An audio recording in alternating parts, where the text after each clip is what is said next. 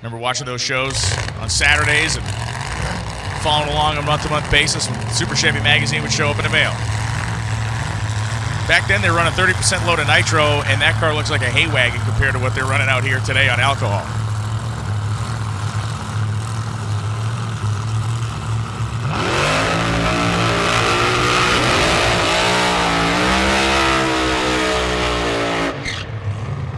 Doug working with the folks at Steinar. They make equipment for runways and airports. You look at the carts that get pushed around, push the baggage around, or you look at the tug vehicles for the airplanes. That's what Steinar does. And Doug, that's what I've liked. He's always kind of gone out there and found new ways to incorporate companies that normally you wouldn't think of having an involvement in the sport of drag racing. Wife Erin backing him up here to the starting line right now.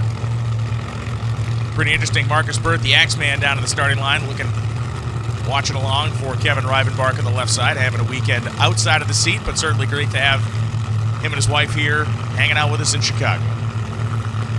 Marcus, I thought, did a great job jumping into Jose Gonzalez's car in Charlotte. He did. Acclimating himself there and went through a kind of a tricky situation as well. I mean, we literally shot the impeller out of the Pro Charger. And welcome to Quarter Mile Pro Mod Racing, Marcus. Boom! So Doug Winters is the unqualified driver at this moment, having run 9:15. Now, it is not a Herculean feat to go 8:48 or better, but you really don't want to get in with an 8:47 here. The goal is to get in with a, let's go 580, Doug. Let's do that.